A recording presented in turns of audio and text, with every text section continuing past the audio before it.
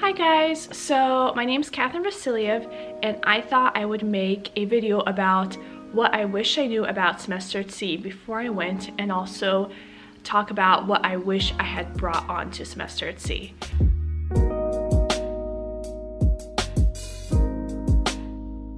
So as of late, I've been thinking about semester at sea more often, thinking about how they've been dealing with this whole pandemic and keeping up with the news of semester at sea. And I've also had this time to actually be able to reconnect more so with my semester at sea friends and talk to them now on a weekly basis.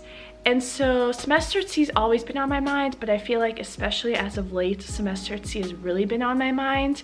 And so I actually sailed in the spring of 2016. So although I sailed a few years ago, which is crazy still to me, I still feel like it was a year ago, maybe two at max.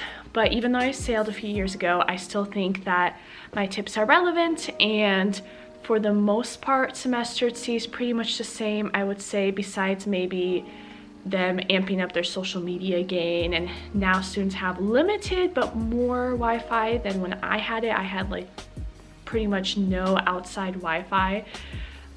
But I still think that my tips could be useful to some of you who are thinking about it and planning for it for when we are able to travel again. And so I hope that this will be informative for you and maybe a little entertaining.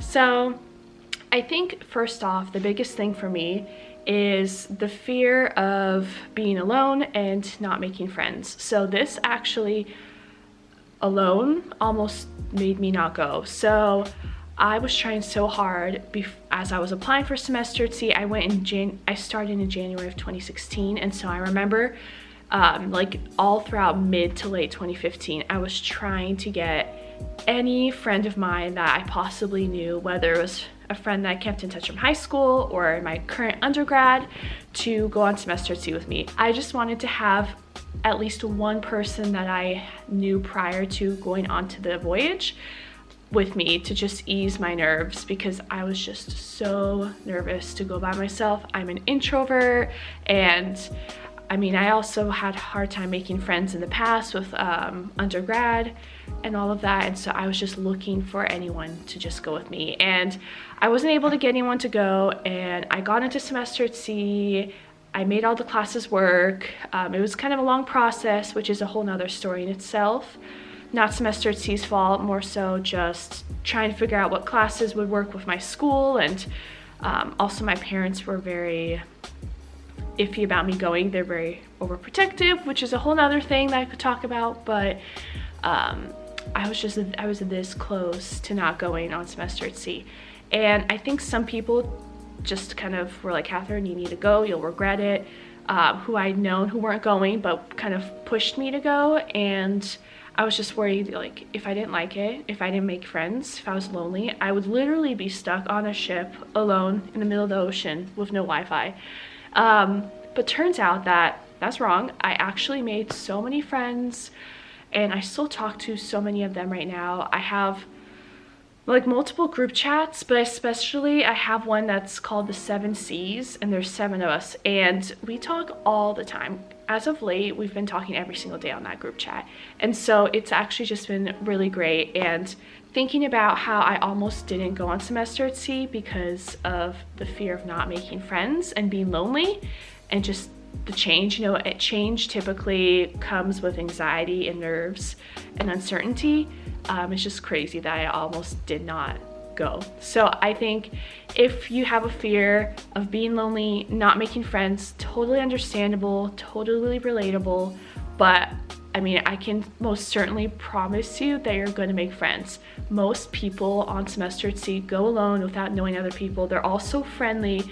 You all are going to have this incredible bond because you're going to be on such a unique experience together that only semester at sea alumni can relate to you on. And even each voyage is unique. So you're going to find friends. It's going to be great. Hey guys, so sorry my camera died on me. Off to a great start. That was basically what I wanted to say about not going just because you're afraid of going alone. To just, you know, bite the bullet, go, and I promise you almost everyone else on that voyage is going alone just like you are and have the same fears, and you will make friends and it'll be so amazing. I definitely talk to way more of my friends from my study abroad program than my undergraduate school friends, by a lot. And so that's just what I wanted to say about that. And so another thing about semester at sea, this is a tip and something that I wish I knew beforehand, and honestly something that I wish I knew beforehand about literally every trip I go on ever. Bring less clothes. I'm definitely a girl where I like my clothes, I like my options. You know, back home I can kind of wear the same couple of outfits over and over again because I'm into them, but then once I'm gone and traveling, I think for some reason I need to have options with absolutely everything. Basically, I just wish that I had brought less clothes. They're heavy, they take up a lot of space. You wear like maybe half of them, maybe not. And you're gonna buy clothes in country. Like, yeah, you might not have your favorite stores, but you're gonna find all these different cool places and unique clothing pieces that you just won't get anywhere else. And you'll buy it and you'll wear those, and you'll wear your SAS merch that you buy. They have a store, Semester at Sea store on the voyage, and it's wildly popular, and I am sure if you go you'll get some merchandise and you'll wear it. I still to this day wear my kind of v-neck sweater. I really love it, very comfortable.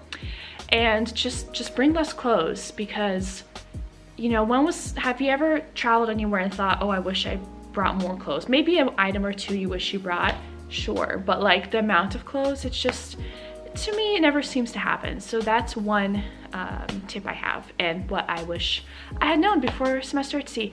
Another thing is snacks. I'm sure if you watch Semester at Sea videos, you've seen before that snacks are a big tip to know. Like, just bring snacks. Like, honestly, bring like not a suitcase of snacks necessarily, but like a duffel bag of snacks. I've heard about this beforehand and I thought, like, I'm not honestly that big of a snacker, and I didn't really listen, and I regretted it, because Semester at Sea is not known to have great food on board, and you know, you're just going to be hungry in between. You can only eat at certain times because they're not going to have, you know, a buffet for you to get food from 24/7. You go when it's dinner time, when it's lunchtime, and it's not like you're going to go like truly hungry, but just having your favorite snacks that, you know, are sold in the US or wherever you may be from, because there are international students that go on Semester at Sea that aren't going to be sold in Ghana and South Africa and China. So bring snacks. I've never heard anyone say, oh, I brought too many snacks. So, and the nice thing about that is that you will have all this space left over at the end of the voyage where you ate all your snacks and would have appreciated eating all those snacks because you knew ahead of time, but now you have this bag of free space to put all your merchandise and your souvenirs that you bought. So it's kind of a win-win situation. And another tip is, most voyages go to Hawaii in the beginning, or have some kind of, for me at least, Hawaii was the first stop. And one of the options for that day was to go to Walmart. And of course, like, Hawaii, you don't want to go to Walmart in Hawaii, but it was later in the day, so you could have done whatever activity you wanted to during the day and then sign up to go to Walmart at the end of the day to stock up on snacks. That's definitely something that I regretted not doing. I did it last minute, and then the bus was too full, I didn't get to go. And the whole voyage, I remember thinking, if there's space on that last Walmart trip for me and my friend to go and get snacks, I would be eating my favorite snacks right now, but that was not the case.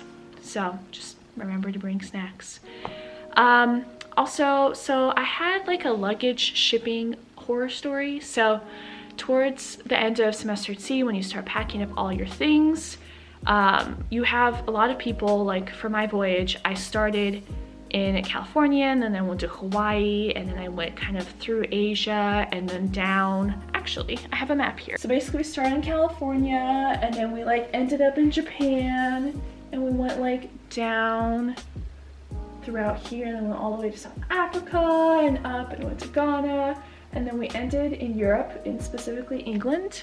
And I went spring, so basically my summer began in England and I was done with the school year, and so I'm not gonna go straight home and sit at home.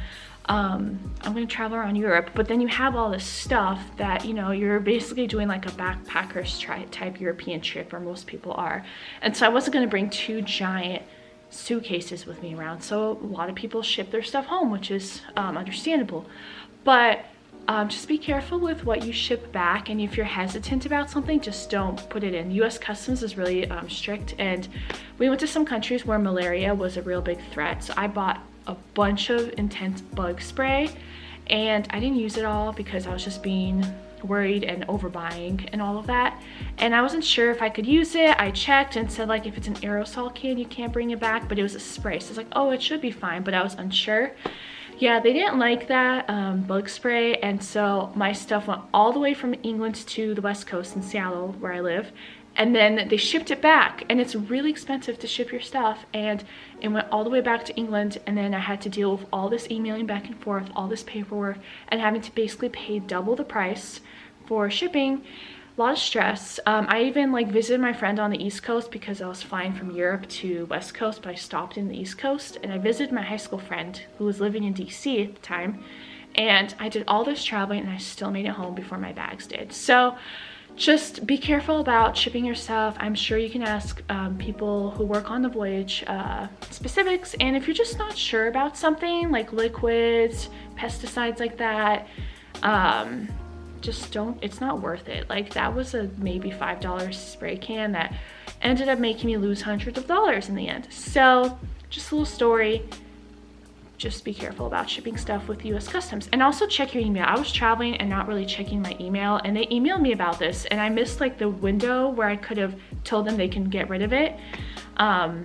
So also just like, don't cut out like email communication. You never know what might happen if your stuff after, or if Semester C has to contact you just because you're traveling.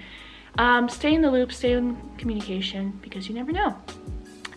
Also, another tip is, whatever your first country is, I don't really truly count Hawaii to be my first place, because it was a single day that we were in Hawaii, and for me, I had a field lab, which is my required field trip. Each class has a field trip, and it's required for you, in order to sign up for that class, you have to commit to that one day in that country for your class to do an all-day kind of field trip that relates to your class in country. And so I had one in Hawaii, but the first country that we went to that was not the US and was multiple days was Japan. And just prepare for your first country to be a learning experience, because so many people learned how not to travel, who not to travel with, and it was just, Japan was amazing, but I just wish I knew certain things before going, because I didn't get to experience a bunch of things in Japan. I mean, it would have been hard to do everything I wanted to do in like 5-6 days, because there's just so much in Japan to see. And we didn't just go to Tokyo, we went to different cities. But I wish I'd planned better. Still be open to experiences, especially since you're gonna be traveling with other people who are gonna wanna do different things than you.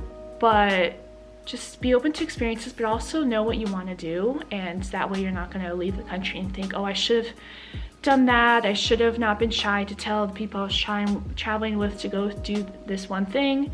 And also I learned, I traveled with a big group. Traveling with big groups isn't the best, because there's just so many people, everyone wants to see everything. It's really hard, especially since I was like an introvert and shy, to like speak up. And so I just let other people control where the group is going. And someone would be like, oh, I need to get a cell phone charger, and it would take like an hour, and we'd have to wait on them. Or I want to, I don't know, so like we were getting put behind or left behind and just taking forever because different people want to do different things and we're on different pages.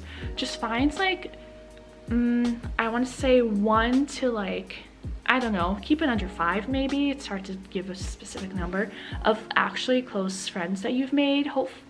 Maybe it doesn't have to be like your closest friends by your first country, but just travel with a few people, because it just gets really complicated when it's a big group, and then people end up anyway breaking up and traveling in different smaller groups throughout the country. So just that's an advice of mine, is just don't be afraid to speak up your mind. If you want to go somewhere, do some researching prior to where you want to go, and don't travel in large groups. But also don't be hard on yourself, and know that your first country is going to be a learning experience.